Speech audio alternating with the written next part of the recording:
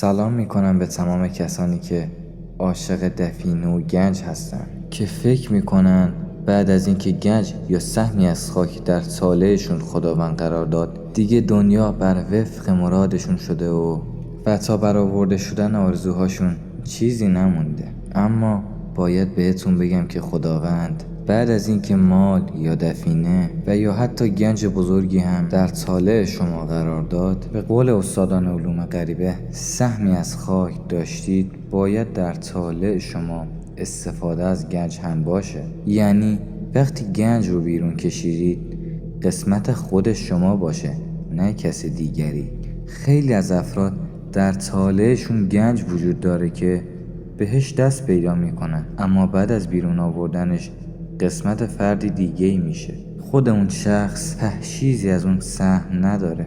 امروز میخوام بزرگترین اتفاقی که تا به حال در زندگی من رخ داده رو برای شما تعریف کنم.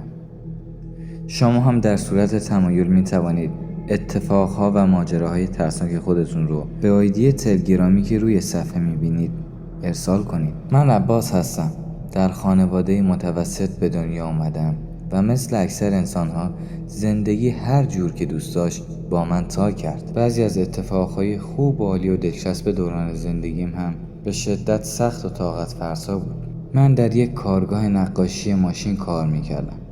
این کار دوست داشتم و ازش لذت میبردم. اون زمان که دارم براتون تعریف میکنم دوست و رفیق زیاد داشتم و عشق کبوتربازی و دعوا بودم. سنم حدوداً 23 سال بود، اما در این حال ستاره شیرینی داشتم. همه دوستم داشتن. محال کسی یک بار شده بود منو ببینه ولی از ذهنش پاک نشم یا از من بدش بیاد. معمولاً خیلی زود میتونستم یکی رو بخندونم یا حالشو خوب کنم.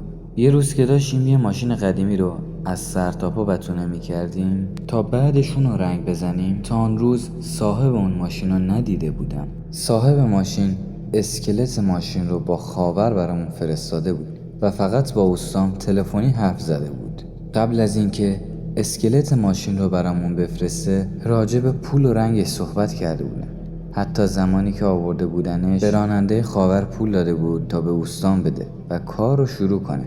اینم باید بگم که ناصر کارش خیلی خوب بود و معمولا ما همیشه سرمون شلوغ بود. بعدها متوجه شدم که صاحب اون ماشین در یکی از روستاهای شهر ما زندگی میکنه و عشق ماشین و ماشینایی که دوست داره رو پیدا میکنه و 0 تا 100 رو تغییر میده.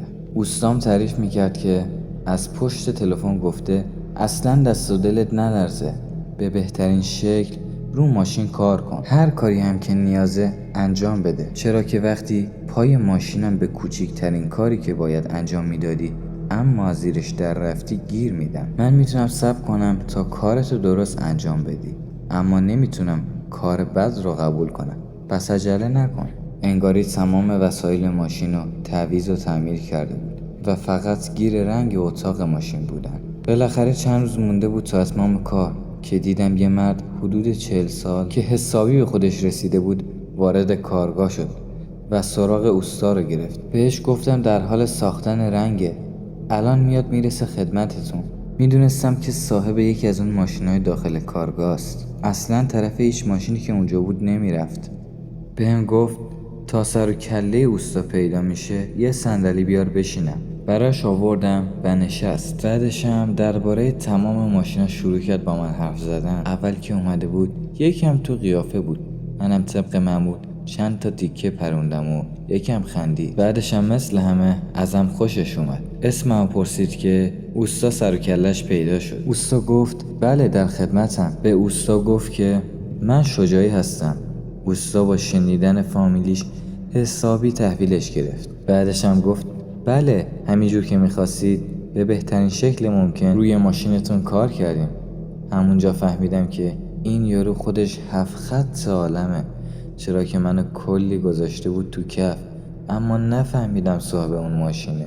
من فکر کردم میخواد از اوستا سوالاتی بپرسه و بعدم تازه ماشینشو برای رنگامیزی بیاره. آخر صحبتاش گفت پولش مهم نیست، ولی اگه بیام کنار ماشین و کارش تموم شده باشه ولی کوچکترین ایراداتی به چشم بخوره حسابی کلاهمون میره تو هم. متوجه شدی؟ اوستام که مدام بهش بله و چشم تحویل میداد. بعدش هم اومد کنارم و گفت عباس خان کاری با من نداری؟ گفتم نه آقا، خیر پیش.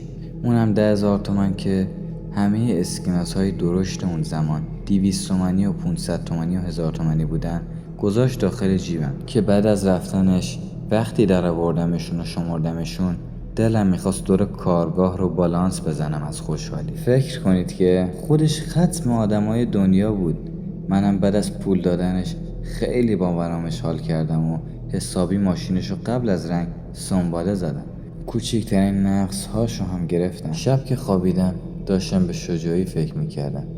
این آدم یه جوری بود که حسابی حواسش جمع بود، انگاری که میتونه ذهن آدما رو بخونه. سنش هم زیادی بالا نبود که بشه گذاشت پای تجربه، اما واقعا آدم منحصر به فردی بود.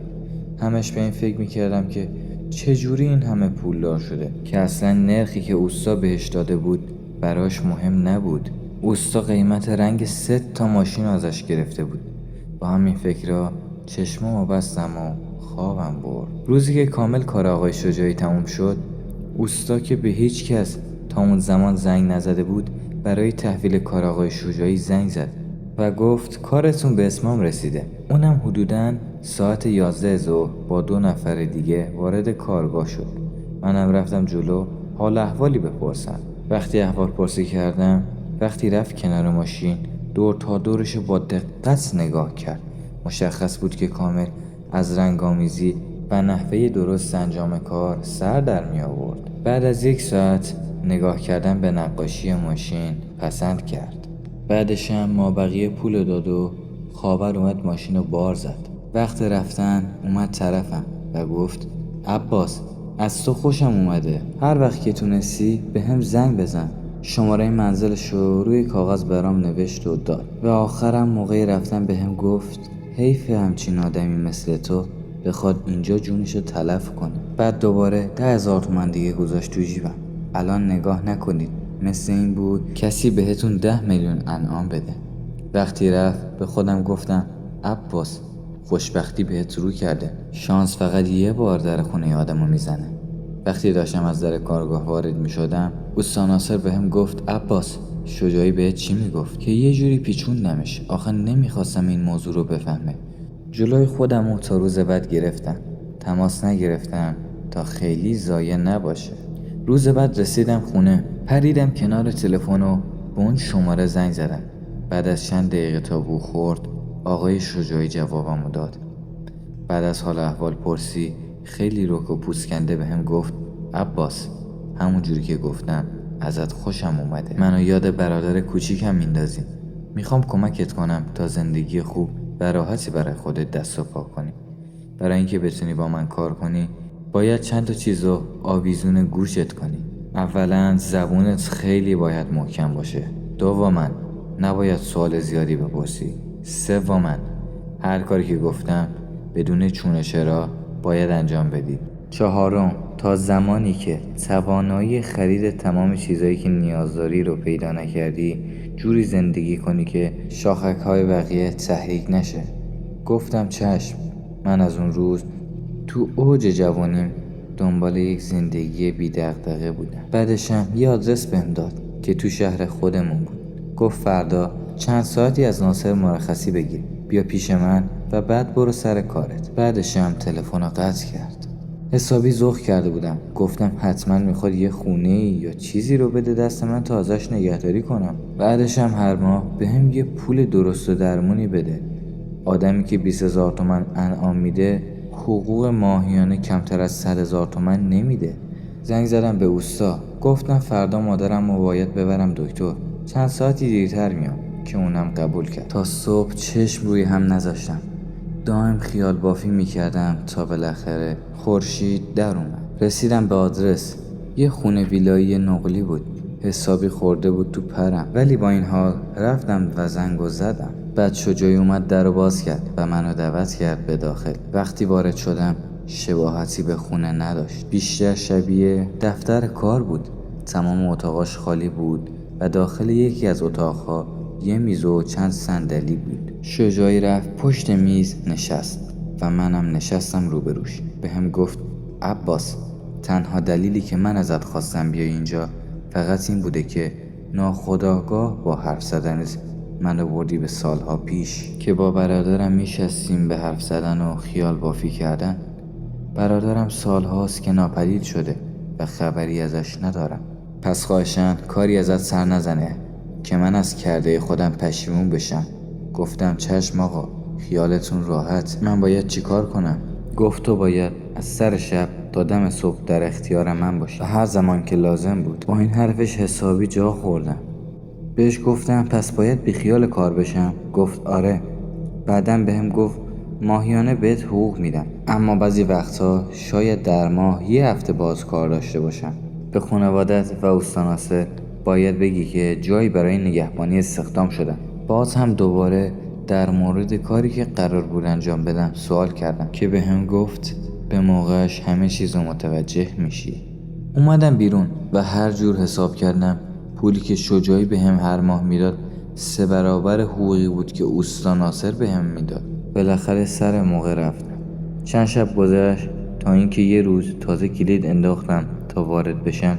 حس کردم چند نفر داخل هستن. وقتی رفتم آقای شجاعی رو دیدم و با چند نفر دیگه که اونجا بودن، اما همشون با لباسهای زیبا و گرون قیمت. یهو یکیشون گفت برو روی میز یکم دور خودت بچرخ، میخوام ببینم چی داشتی که امین از تو خوشش اومده. بعدش هم همه زدن زیر خنده. یکم که گذشت که اونا هم از من خوششون اومد. وقتی دقت کردم یه نقشی که مربوط به شهرمون بود روی میز دیدم و یک تیکه چرم هم روی اون قرار داشت. انگاری داشتن با یه نقطه از روی نقشه تطبیق میدادن. امین بهم گفت عباس، فردا حسابی کار داریم، پس زودتر خودتو به اینجا برسون. روز بعد 2 ساعت زودتر رسیدم که همه اونا رو دیدم با تیپ ورزشی و کلی کوله. به محض اینکه رسیدم بهم گفتن این چه ریختیه؟ چرا لباس ورزشی تنت نکردی؟ که امین گفت شما کاریتون نباشه.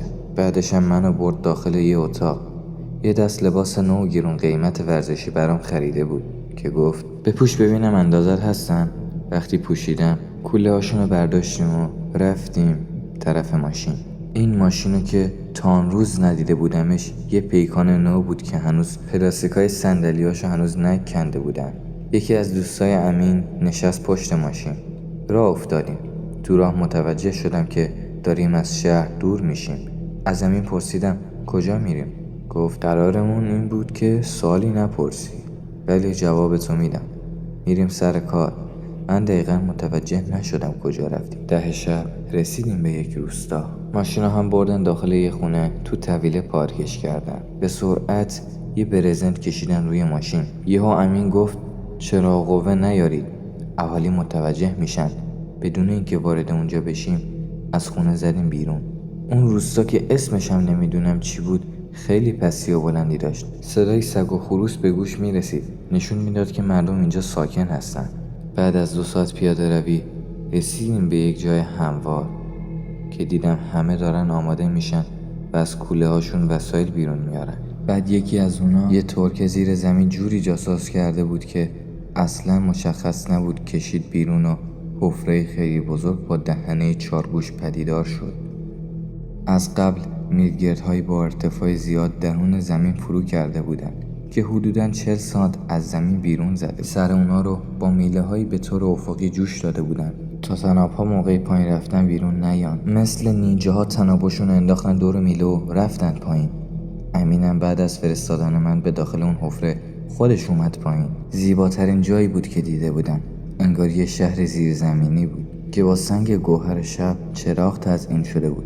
انگار دفعه اولشون نبود که وارد اونجا میشن، چون که پر بود از تونل هایی که تو در تو بودن و با ارتفاعی کم. از روی نقشه پشت سر اونا حرکت میکردن. کوله ها رو هم همون اول ورودی گذاشتیم و وسایلی که مورد نیازمون بود و برداشتیم. هر چقدر جلوتر میرفتیم ارتفاع تونل کمتر میشد. تو راه که میرفتیم امین همش میگفت عباس بدو جا نمونی، اگه اینجا گم بشی پیدا کردنت محاله. با این همه تونل به خدا به جایی رسیدیم که اتاقک هایی درون زمین حفر شده بودن. انگاری کسی با چوب کبریت به بهترین شکل و زیباترین چیز تا جایی که در توانش بوده اتاقک‌هایی با جزئیات کامل درست کرده بود. قفل، دستگیره، حیرت آور بود. بعد از ادامه دادن به مسیر به صورت 4 دست و پا به نقطه مورد نظر رسیدیم. اونجا انگار اتاقی مهم برای موجودات اونجا بود، چرا که هم از نظر ارتفاع هم مساحت بزرگتر بود. تمام سقف و دیواراش کاملا نقاشی شده بود، بیش از حد زیبا نقاشی کرده بودن. همینطور اونجا با سنگای زیبا و خاص فرش شده بود. امین به یکی از دوستاش گفت شاهین خوب حواستو جمع کن، اگه اشتباه کنی قابل جبران نیست. وقتی وارد شده بودیم 3 تا در روبروی ما وجود داشت که تمام مشکل امین و دوستاش این بود که کدوم در به جایی که اونا مد نظرشونه باز میشه. امین به هم گفت پشت هر کدوم از این درها یه تونل کنده شده. هر 3 تا در به هم متصل هستن. اگه کسی در به اشتباهی رو باز کنه هر 3 تا تونل آوار میشن و دستمون به هیچی نمیرسه. با کلی نگاه کردن و تمرکز کردن روی نقشه، کلی قسم دادن به خدا و پیغمبر، در به سمت چپ رو باز کردن. منتظر موندن تا صدای آوار به گوششون میخوره یا نه. انگاری قبلا همچین اشتباهی رو کرده بودن. بعد از اینکه مطمئن شدن درب رو به درستی باز کردن، شاهین به داخل رفت و 4 تا صندوقچه ببعادی کوچیک رو بیرون آورد. اونقدر اونجا زیبا بود که من حاضر بودم کل عمرم رو در اونجا باشم و دیگه بیرون نیام. بعد از اینکه صندوقچه رو بیرون آوردن با سرعت خیلی زیاد اونجا رو ترک کردیم که امین گفت عباس عجله کن، چیزی نمونده تا آوار شدن. ولی در راه سنگ‌های ارزشمندی به کار رفته بود که اگه فردی وارد اونجا شد وسوسه بشه و یکی از اونها رو در بیاره. بعد از انجام این کار طلاهای مکانیکی اون بنا فعال میشه و یک باره اون فرد زیر خروار خاک دفن میشه. وقتی رسیده بودیم به پایین حفره، همون جایی که وارد شده بودیم، کل اون تونل همراه با نقاشی‌ها و تمام وسایلی که اونجا به کار برده بودن زیر آوار دفن شدن. واقعا دلم میخواست گریه کنم. یهو امین در حال نفس زدن بهم گفت عباس اونقدر اینجور تونل ها در کنار ما میبینی که دیگه جذاب نباشه، حتی از این زیباتر. که یهو رفیق امین گفت مگه تونل ها این کوتوله های بیریخت و نس دیدن داره؟ مگر این که فقط گنجین هاشون به درد ما بخوره؟ بعد هم از خوشحالی همشون زدن زیر خنده. اومدیم بیرون و رفتیم کنار ماشین. این دفعه رفتیم وارد ساختمون شدیم. اونجا دقیقاً یه خونه گنبدی بود که به محض اینکه رسیدیم و وارد خونه شدیم صندوقچه ها رو وا کردن. اونا پر بودن از سکه و وسایلی از جنس طلا، البته در مقیاس کوچیک. پشت در به یکیشون عکس یک کوتوله چاق با تاج و کلی جواهر حکاکی شده بود که شاهین رو به عکس کرد و گفت دمت گرم، خوب مالی جمع کردی برامون. اون روز 3 تا سکه سهم من شد و پول اون 3 تا سکه رو بهم داد. بهم گفت تا زمانی که سوتی ندم یا یه وقت گیر نیفتم تا اون زمان میتونم باهاشون کار کنم، چون اون زمان خیلی دولت سخت میگرفت و حکم سنگینی داشت. اون دفعه که رفتم اولین بار بود، ولی بعد از اون با اونا خیلی جاها رفتم و خیلی دفینه در آوردیم. از بچه‌ها خیلی چیزا یاد گرفتم و یه پا استاد شده بودم. اما به یک باره نه تنها من بلکه کل اون گروه به خاک سیاه نشست. اما بهتون در این مورد بگم که روز حادثه یه نقشه رسید دستمون که مکان دفینه داخل یکی از روستاهای اردبیل بود.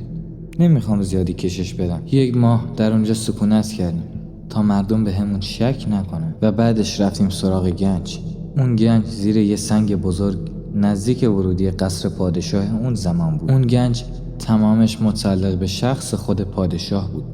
کلی ارزش تاریخی داشت، چه برسه به قیمت اون گنج. اون مال 8 پارچه بود: شمشیر طلایی پادشاه، جامهای شراب، زره اون پادشاه، تاج و بقیه وسایل مهم و ارزشمند پادشاه. بعد از 1 ماه کار با افرادی که واقعا حرفه‌ای بودن و تجربه داشتن به اون گنج دست پیدا کردیم.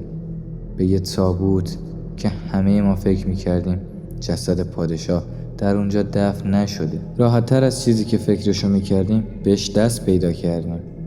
از کنار درب تابوت داخلشو نگاهی انداختیم که تمام جواهرات و چیزایی که در نقشه بود و خودمون تصور میکردیم داخلش بود.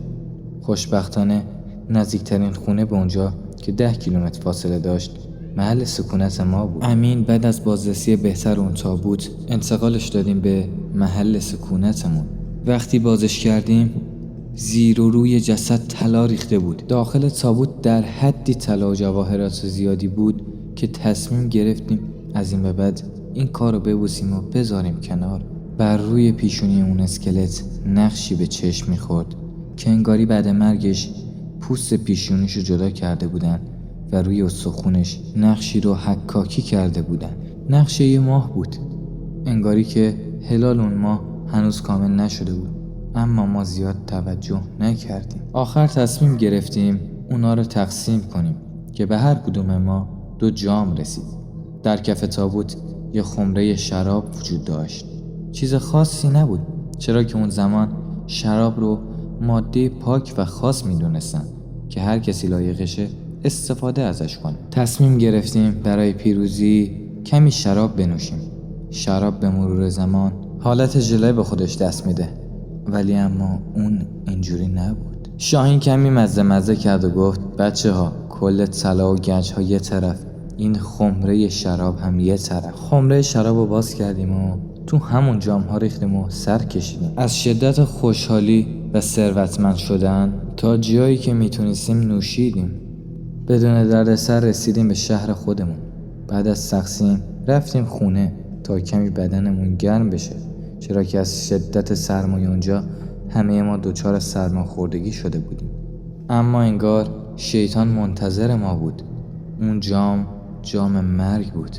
همگی ما از روز بعد یه پیرزن رو شمشیر به دست بالای سر خودمون میدیدیم که شمشیر رو بالا میاره تا ضربه‌ای به فرق سر ما وارد کنه. اما وسط خواب از خواب میپریدیم. این خواب به مدت 1 هفته برای ما رخ میداد. امین حالش از تمام ما بدتر بود. حرفی نمیزد و انگاری لال شده بود. شاهین و من گفتیم باید راهی پیدا کنیم، نه اینکه سکوت کنیم.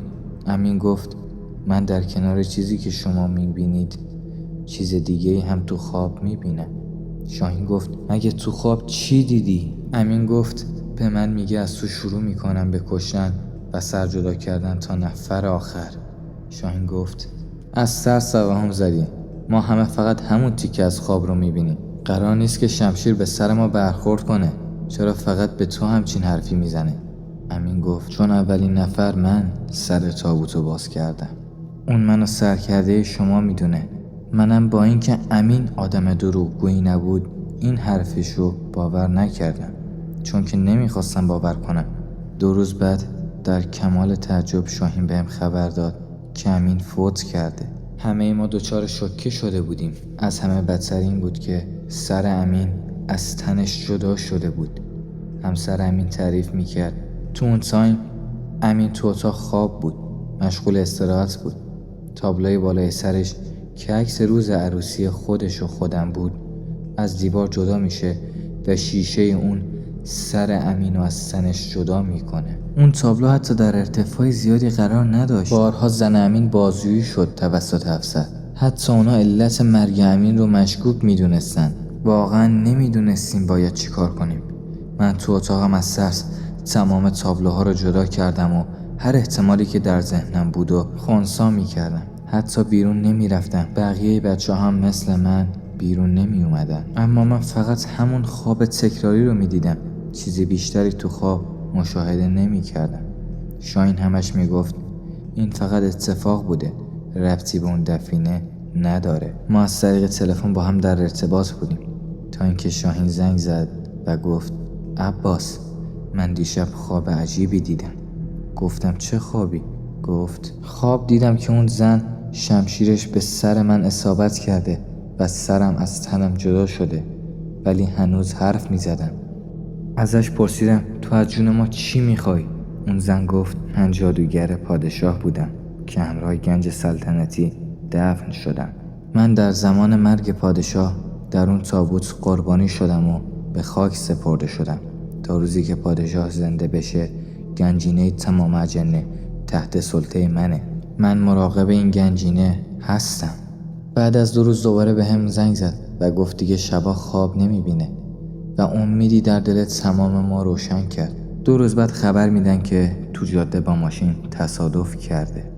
اون به دلیل اینکه دیگه خواب ندیده بود از خونه خارج شده بود. متاسفانه از شدت ضربه به ماشین در حال ملق زدن رو هوا سرش از تنش جدا شده بود. منم واقعا نمیتونستم منتظر این باشم که سرم از تنم جدا شه. رفتم این موضوع رو با مادرم در میون گذاشتم و بهش قسم دادم که این موضوع رو بین خودمون نگه داره و با کسی حرف نزنه. خدا رو شکر مادرم به طلسم و جنه اعتقاد داشت و رفت دنبال یه استاد واقعی. بالاخره بعد از 10 روز پیدا کرد، اما دقیقاً همراه با پیدا کردن استاد یکی دیگه از اون بچه ها هم سرش از تنش جدا شد.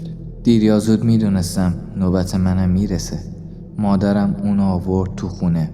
جالبیش این بود که استاد یک دختر بچه بود که حدوداً 17 سالش بود و خودش میگفت این علم از اجدادش بهش رسیده. از شدت ترس از دیدنش خندم گرفت. مادرم گفت شوخیت گرفته؟ اون دختر دستمو گرفت، یک چیز خون و تو صورتم فوت کرد. انگاری از بدنم کشیده شد رفت کنار اون دفینه تو اون روستا که همون زنی که تو خواب میدیدم بالا سرم ایستاده بود و لبخند ترسناک و کریهی بر لب داشت. بعد از ترس چشامو باز کردم. بهم گفت اون زن جادوگر پادشاه بوده، روح و جسمشو فدای پادشاه کرده. اون با قبیله یزدجنه پیمان بسته. در ازای فروختن روح و جسمش به اون قبیله برای محافظت کردن از اون گنج در میان اون همه وسیله ارزشمند فقط روی اون جام‌ها طلسم سوار شده و اون خمره شراب که شماها نوشیدید طلسم خوراکی و به شدت قوی وارد جسمتون شده تا هر چقدر روحیه شما قوی تر باشه دیرتر به دست اون شکار میشید. اون حتی 1000 سال منتظر میمونه اما بالاخره سر شما رو از تنتون جدا میکنه. اشکم در اومده بود. ازش درخواست کمک کردم.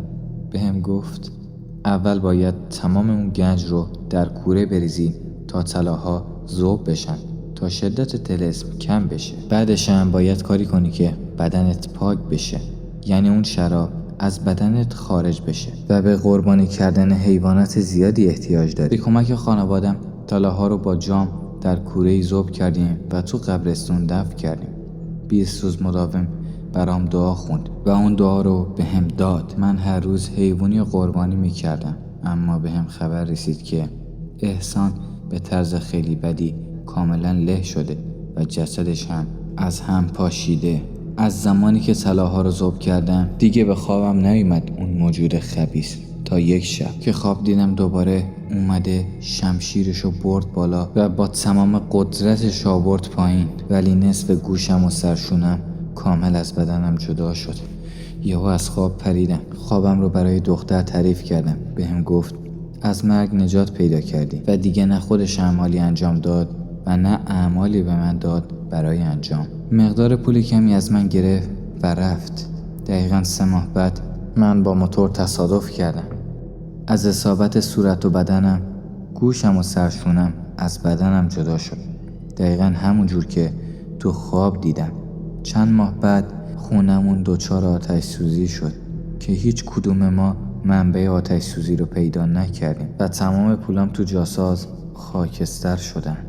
باور کنید رسیدم سر خونه اولم.